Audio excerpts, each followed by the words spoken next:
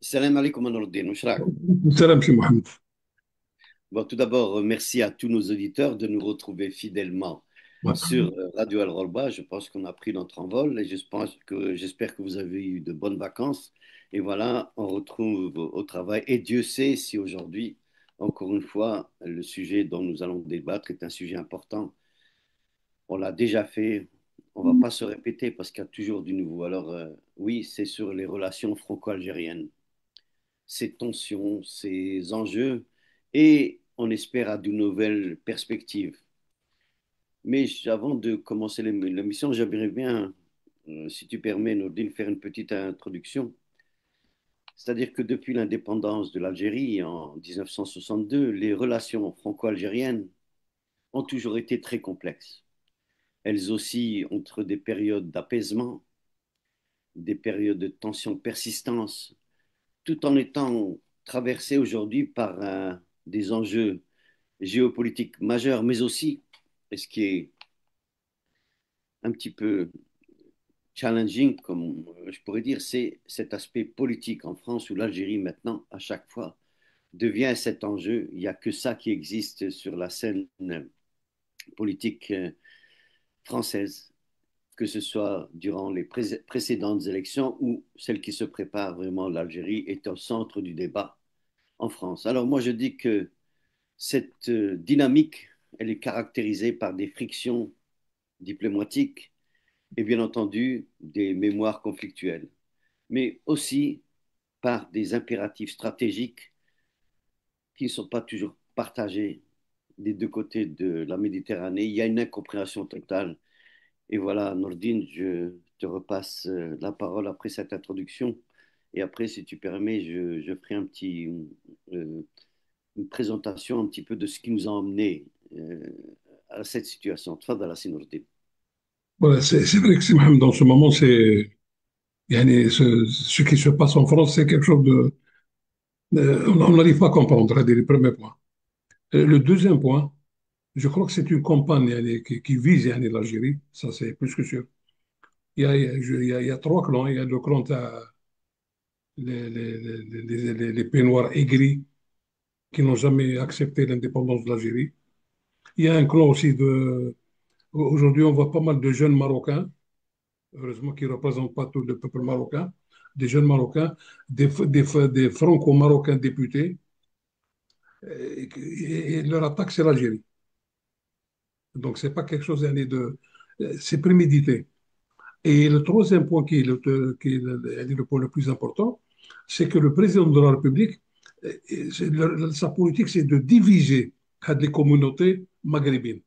C'est le rôle, il faut diviser. Dernièrement, dans un bureau du Sénat, ils parlaient de justement une émission à franco-algérien et tout ça. Et il y avait la carte géographique qui était dans le mur, où ils ont enlevé le Sahara occidental. Le Ah, Sénat français, ils l'ont enlevé. Allah. Et il y avait un député Taïrefi qui a dit, c'est comment, hier, c'était ça, aujourd'hui, il n'y a plus. Et le problème, le Sahara occidental, c'est Mohamed. Il n'a pas commencé à partir du mois de juillet, lorsque M. Macron a fait cette déclaration. C'est une affaire qui existait déjà depuis 2 3 ans, mhm. dont le président du Sénat lui-même, qui le dit dans un documentaire sur la chaîne le Sénat, on peut l'avoir facilement, il dit nous avons beaucoup œuvré pour arriver à ce stade et à ce niveau-là. Donc c'est une. Ouais. Mais maintenant, ça devient de plus en plus grave. Il y a un journaliste sportif.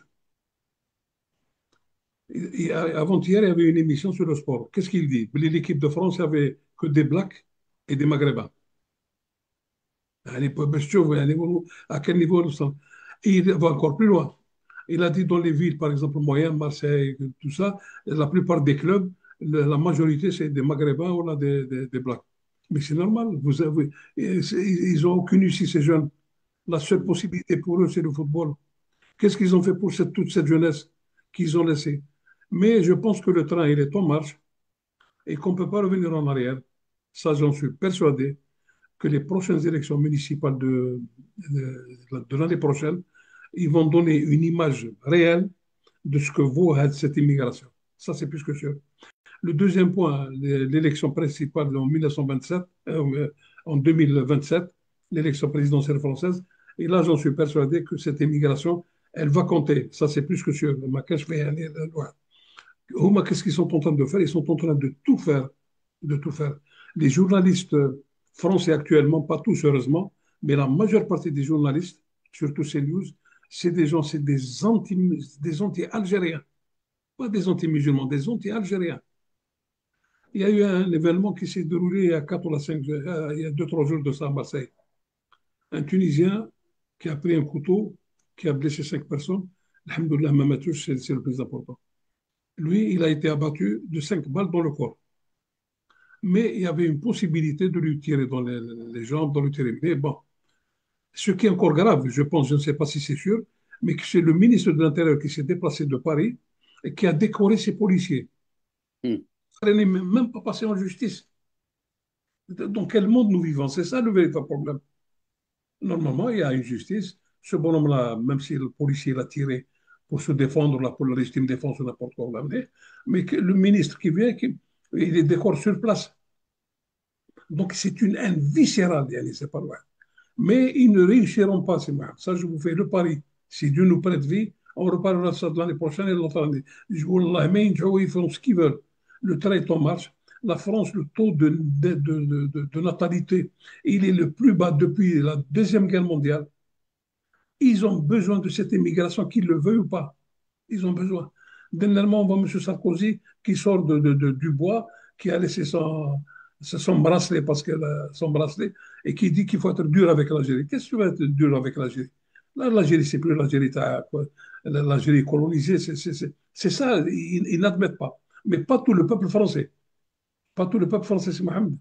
Il y a des députés qui se battent, qui se laissent pas impressionner, mais ça devient lassant.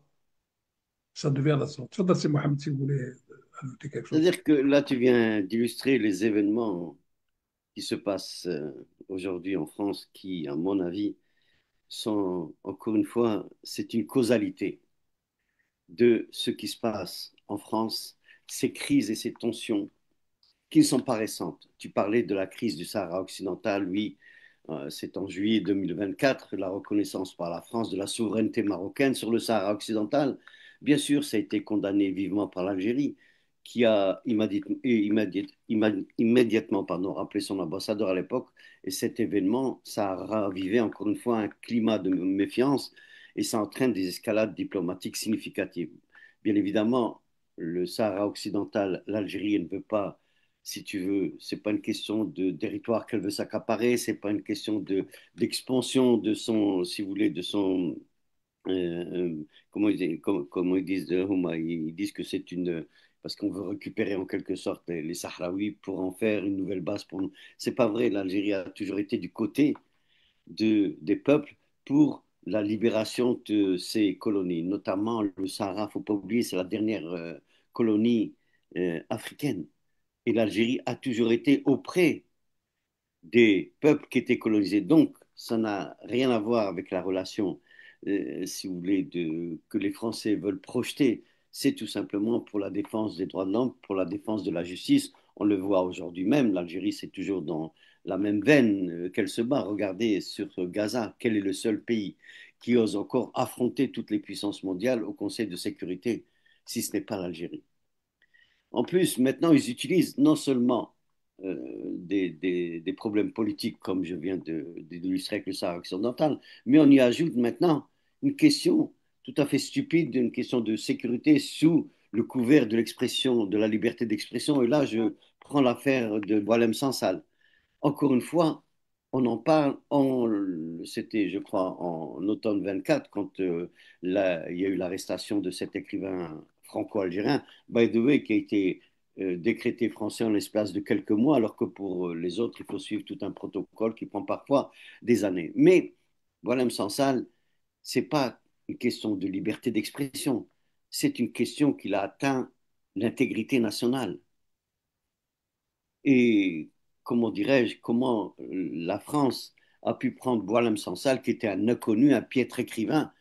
Il écrit ce qu'il veut, il était édité en Algérie, ses livres étaient en Algérie, donc il y avait cette liberté. Mais lorsqu'il s'agit maintenant d'atteinte à l'intégrité nationale, c'est autre chose. Surtout qu'avant d'aller en Algérie, il a été sur le plateau du CRIF et en disant qu'il a remis en cause Tindouf, etc. Donc, évidemment, l'Algérie se devait de riposter. Elle a exigé tout d'abord, bien sûr, qu'il y a eu des répliques diplomatiques suite à l'agression, entre guillemets, sur toutes les chaînes de télévision pour défendre Boualem Sansal, alors que Boualem Sansal, c'est qui? C'est un individu qui a aucune espèce, comment dirais-je, d'implication politique, économico-sociale. Tous les prisonniers politiques, tous les détenus politiques français qui se trouvent dans les geôles du monde entier, je crois qu'ils sont à peu près à 2000 ou 2500 d'après ce que j'ai pu lire. Lui, c'est un seul individu qui n'a jamais été, comment dirais-je, inquiété en Algérie lorsqu'il écrivait ses torchons. Mais là, quand il a atteint, bien sûr, l'intégrité nationale, ça a encore créé une crise et une tension, en plus de celle du Sahara occidental. Maintenant, évidemment que l'Algérie se devait de réussir, non seulement parce que c'est Boualem Sansal qui était soutenu de la France, mais tout simplement parce qu'il est algérien et et c'était en plus un commis d'État, il ne faut pas oublier qu'il était directeur quand même au ministère de l'Industrie, c'est quelqu'un quand on prend ses origines, son père était marocain, il est chlouhi, c'est-à-dire un berbère du Maroc. Il a failli être emprisonné, peut-être même il voulait l'assassiner au Maroc, il trouve refuge en Algérie. Et voilà que lui, maintenant, son fils, au lieu de reconnaître les bienfaits de ce qu'a fait l'Algérie, qui lui a permis de faire une grande école, il est en train de lancer ce poison sur un pays qui l'a nourri, qui a protégé sa famille. Et puis évidemment, il y a eu le rappel des, comment dirais-je, de diplomates des deux côtés d'ailleurs, qui était dû à ce manque de compréhension, et moi je dirais à cette ingérence sur la sécurité algérienne. Mais si je vois, on peut essayer de trouver, là je vais peut-être être un peu naïf, mais il y a eu des gestes d'apaisement. En tout cas, on a essayé d'avoir des gestes d'apaisement avec les enjeux mémoriels, mais ces travaux mémoriels et cette reconnaissance historique n'a pas donné le fruit que l'on pouvait espérer. Même quand on reprend Benjamin Stora, c'est un homme que je respecte beaucoup, que je connais, j'ai assisté à plusieurs de ses conférences, mais il n'y a pas eu de suivi, c'était tout simplement une symbolique. Mais il n'y a pas eu ce véritable dialogue historique. Et Emmanuel Macron, bien sûr, il a officiellement reconnu à l'époque la responsabilité de la France dans l'assassinat, par exemple, du nationaliste Narmi Ben Midi, mais ce n'est pas suffisant. C'est pas suffisant. Il faut qu'il y ait une restitution et une reconstruction culturelle. Pourquoi je dis ça? Il y a des affaires qui sont déployées, des efforts, pardon, qui sont déployés pour restaurer les échanges culturels, pour faire une rénovation. Il y a l'Institut français, par exemple, d'Alger. Il y a le Centre culturel algérien. Mais la question de la restitution, par exemple, des biens algériens pour la France, reste un pilier du travail mémoriel. Je vais même un peu plus loin. Quand on prend les essais nucléaires qui ont eu lieu en Algérie, on a gagné le procès, on les a emmenés devant les tribunaux. On leur a dit que c'était la France qui devait se charger du nettoyage et des effets secondaires de ces essais nucléaires. Non, la France, encore une fois, au lieu d'en faire un apaisement, elle a refusé. Évidemment, ça a encore augmenté la crise et les tensions. Comme tu dis, ils nous considèrent toujours comme un pays pratiquement qui n'a plus qui n'est plus souverain. Ils ont oublié que l'Algérie était indépendante depuis 60 ans. Et on en arrive, bien sûr, c'est une coopération stratégique. Il y a une interdépendance. On prend la sécurité et la migration, par exemple, les deux nations. Ils doivent avoir la volonté de relancer cette coopération sécuritaire. Et ils ne veulent pas la faire. Maintenant, et ça, j'en viens à la communauté des Algériens qui vivent en France, je crois qu'on a à peu près 6 millions, corrige-moi si je me trompe, il y a des échanges humains qui sont là. Il y a deux pays avec plus de 6 millions, comme je disais, de, de Français d'origine algérienne ou des Algériens qui vivent en France. Et il y a eu des mariages mixtes, etc. Comment se fait-il qu'on ne prend pas ça en ligne de compte? Et qu'est-ce qu'on fait? On instrumentalise une politique intérieure.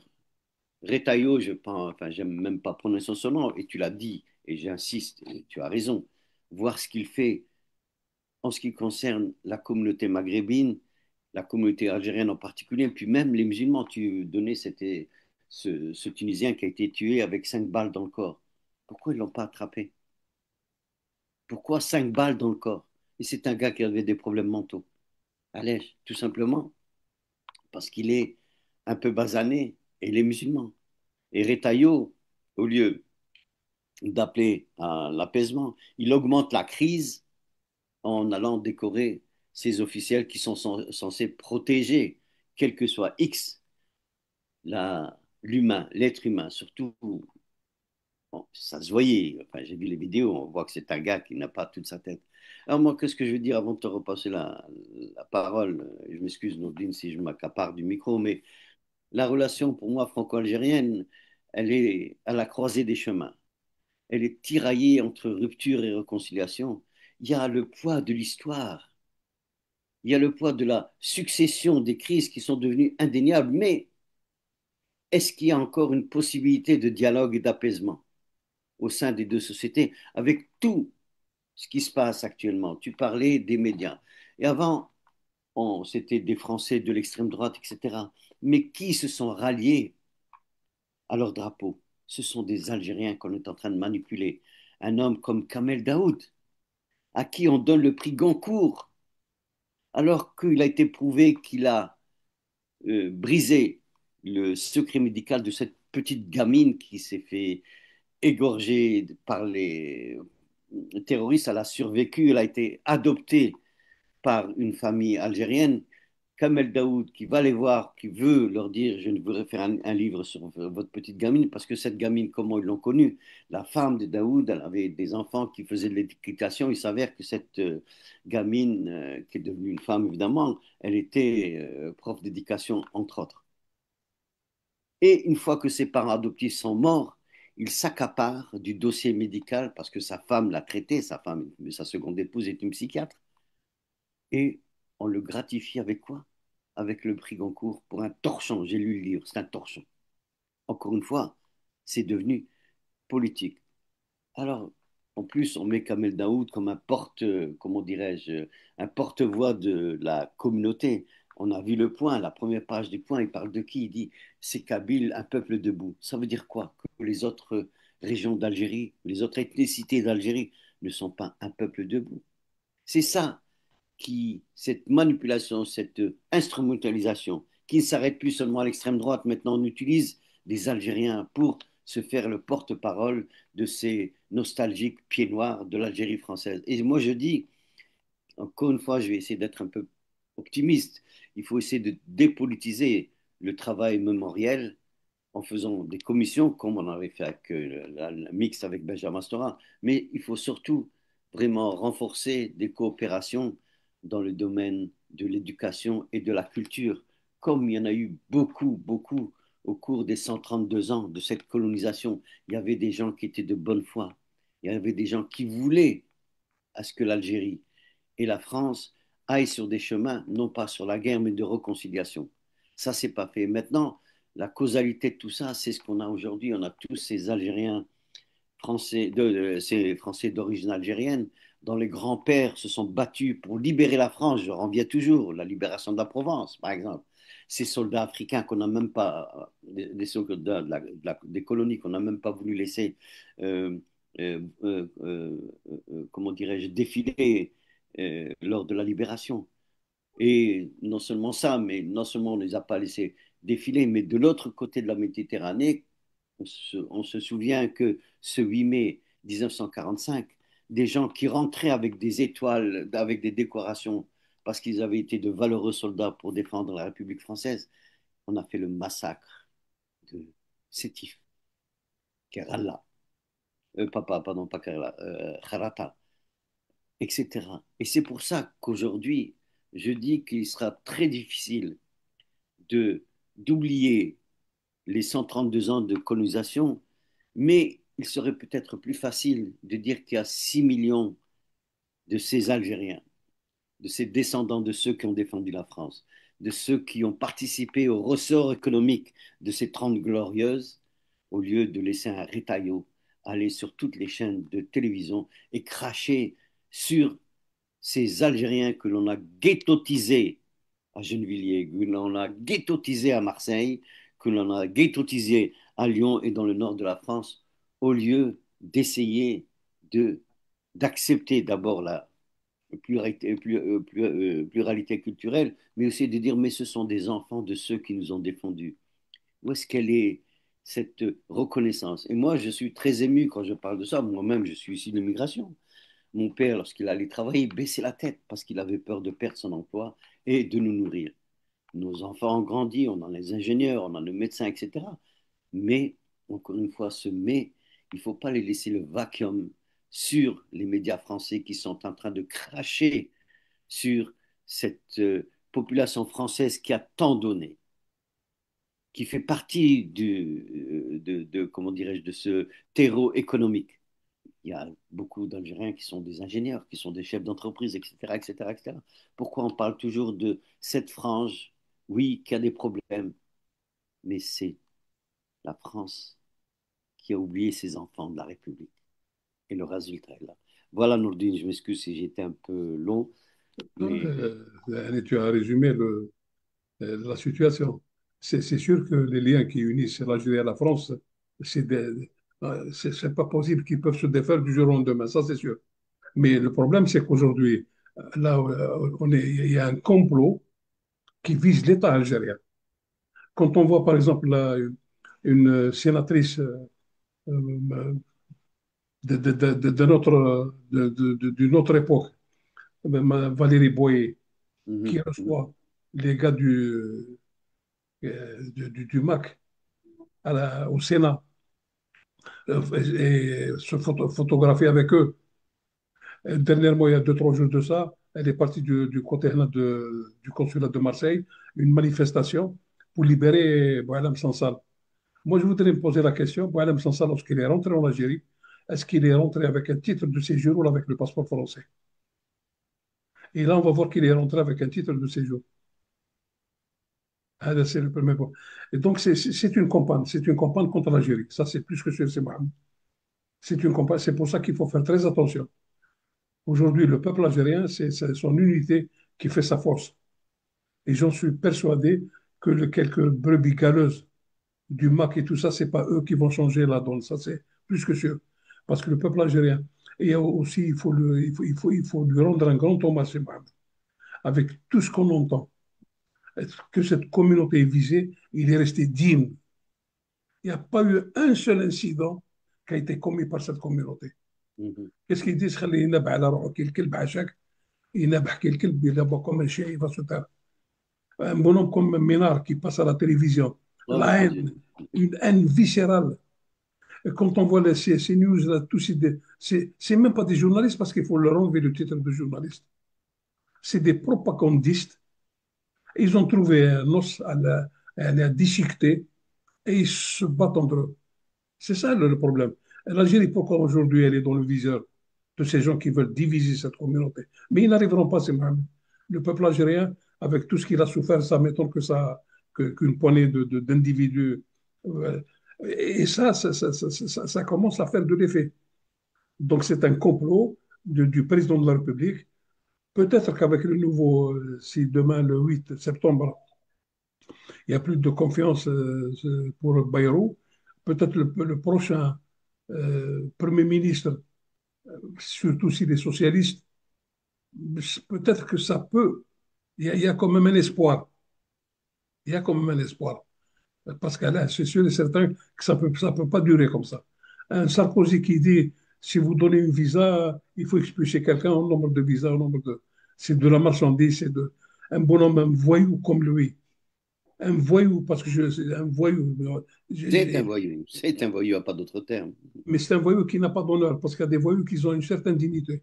Ah, Mais هو c'est un voyou qui n'a aucun, même عنده ما عنده حتى حاجه اللي باش qui dit comme quoi qu'il faut donner quand on expulse quelqu'un, il faut faire ça, il faut faire ça, il faut. C'est quand même malheureux, c'est triste, c'est triste. Mais je ne oui. pense pas que ça va. Je ne pense pas que ça va aller loin. Ça, c'est sûr et certain. Donc là, il n'y a pas de 3 jours de ça. C'est pour ça que j'ai dit qu'il y a un complot. Il y a 3 groupes. Il y a un groupe les Marocains, les jeunes, ils sont passés news, ils sont, voilà. Et la critique, c'est l'Algérie. Il y a le deuxième groupe, c'est Macron avec ces entrées, tout ça pour diviser, ça c'est leur politique. Il y a le Sénat, il y a tous ces groupes-là mais ils n'arriveront pas. Ils n'arriveront pas, c'est même. Ça, c'est sûr et certain qu'ils n'arriveront pas.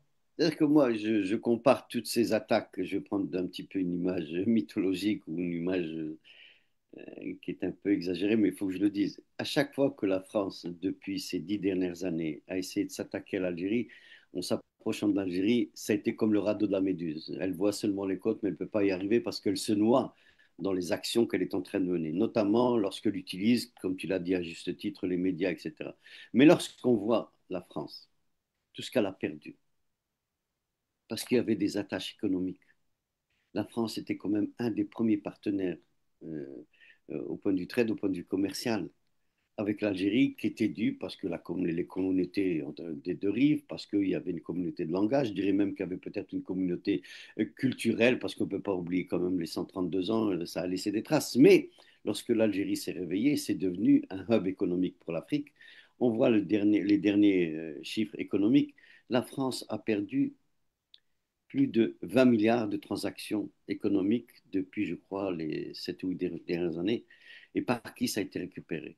Pas seulement par la Chine, pas seulement par, je dirais, ces grands pays, l'armement, la Russie, etc., mais un pays qui, en tenant des discours qui sont assez virulents, mais qui ont compris que l'Algérie pouvait devenir un partenaire commercial, je parle de l'Italie. Elle est venue en Italie, elle a reçu Tebboune, elle est venue en Algérie. Elle est partie avec des contrats de combien? Ben, de 20 milliards sur les 5 années qui viennent. Et ça, la France commence à en prendre conscience. Quand je dis la France, ce sont les économistes, et les industriels, les commerçants français. Ils savent. Et il y en a qui viennent et qui rappellent à la France que c'est un marché qu'ils sont en train de perdre. Notamment, tu as des gens comme Villepin, par exemple. Il faut écouter ses discours. Villepin, c'est un homme qui veut construire des ponts, mais pas des ponts qui sont faits seulement sur l'émotionnel. Il parle aussi de la stabilité politique, il parle de la stabilité de la Méditerranée, il parle des rapports entre les deux pays qui peuvent être réinitiés à partir du moment, il le dit lui-même, que la France cesse de considérer l'Algérie comme une colonie. Il y en a une autre aussi qui en a beaucoup parlé, c'est Ségolène Royal. Ségolène Royal a dit la même chose. Donc, qui plus est, Ségolène Royal a agité en disant, mais mon père était général pendant la guerre d'Algérie. Il était en Algérie et lui-même a dit, mais c'est un peuple vaillant, combattant et qui se battait pour leur indépendance et c'est un peuple très fier et qui était prêt à tous les sacrifices. C'est toujours d'actualité aujourd'hui. Tu parlais de cette dignité qu'ont les Algériens. Bien sûr qu'il y a cette dignité. Ce sont des gens qui sont très dignes, ce sont des gens qui essayent de s'intégrer dans cette société française parce que ils vivent dans ce pays, c'est un pays qui leur assure le revenu, le futur de leurs enfants. Pourquoi ne pas l'accepter en tant que tel et à chaque fois leur jeter la pierre?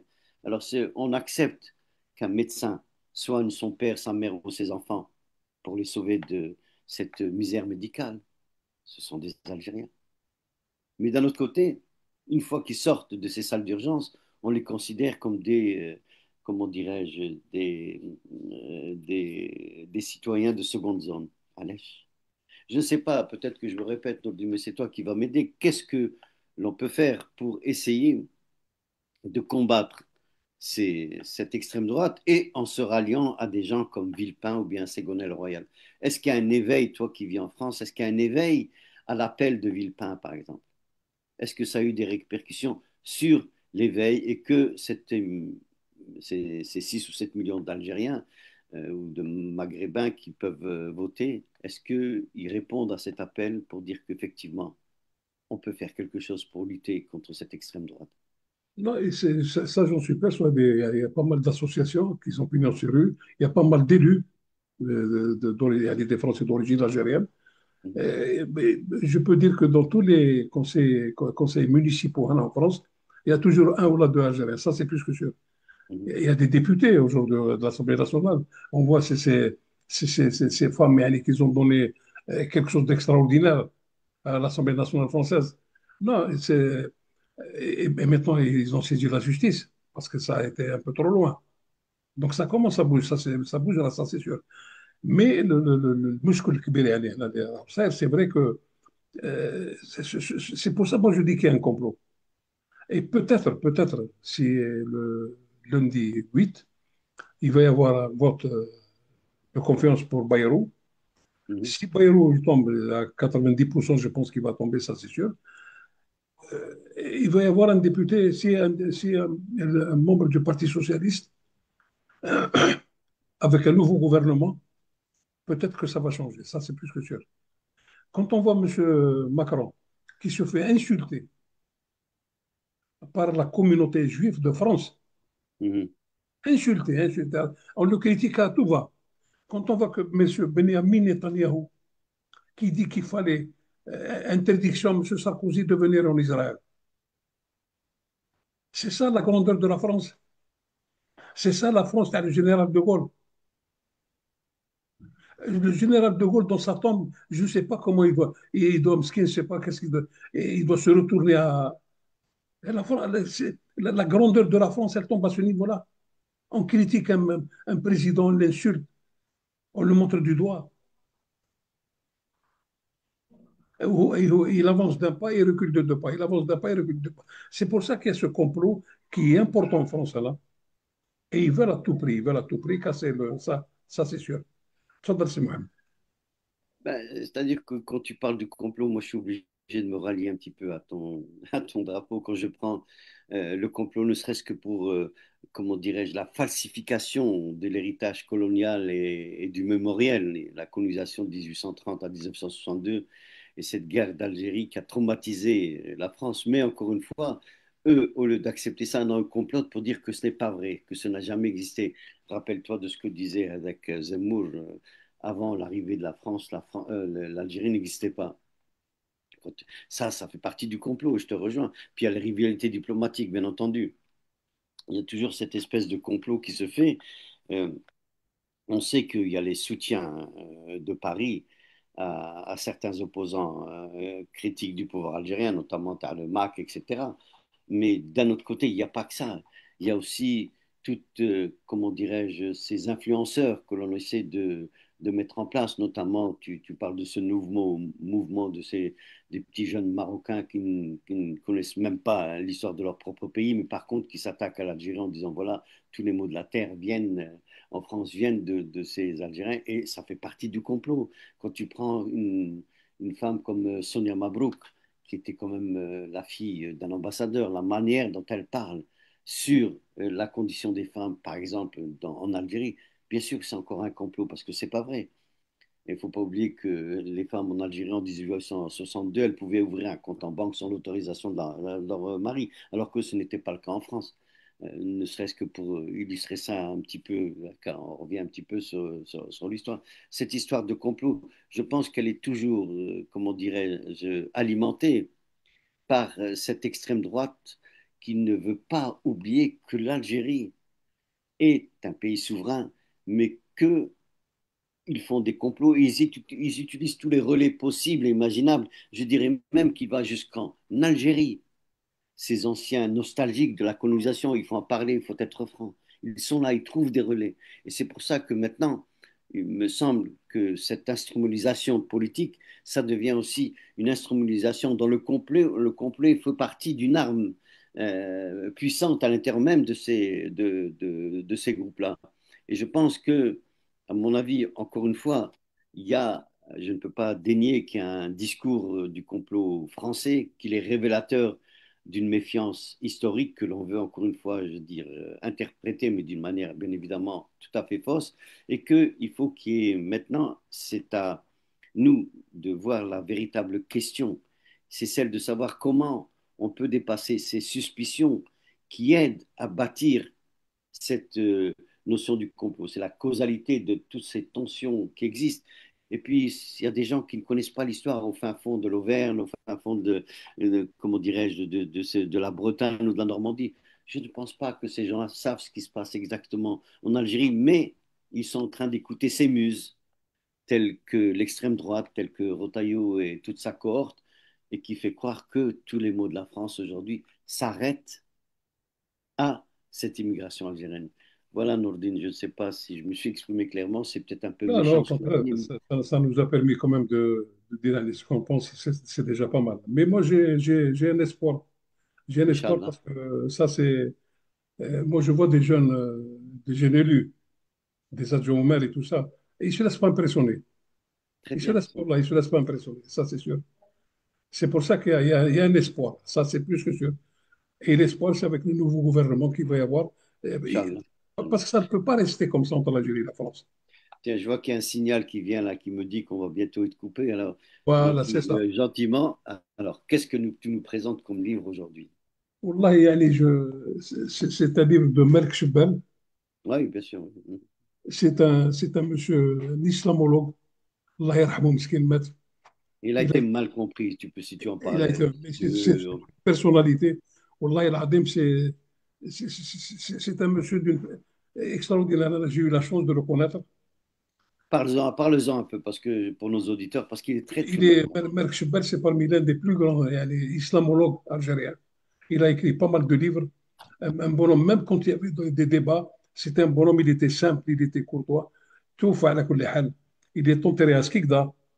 Et à l'époque, il y avait le maire il y a 4 ou 5 ans de ça, ils ont voulu créer un centre culturel là-bas à Skikda pour lui donner le nom de Merk. Je ne sais pas si ça a été fait ou pas.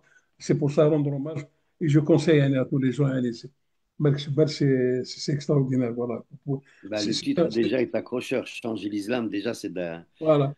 Et dans ce dictionnaire, il y a Jamal Dil Afghani, il y a Mohamed Abdou, il y a Ali Abdelrazak, Ah il y a oui. des sommités. Il y a des sommités.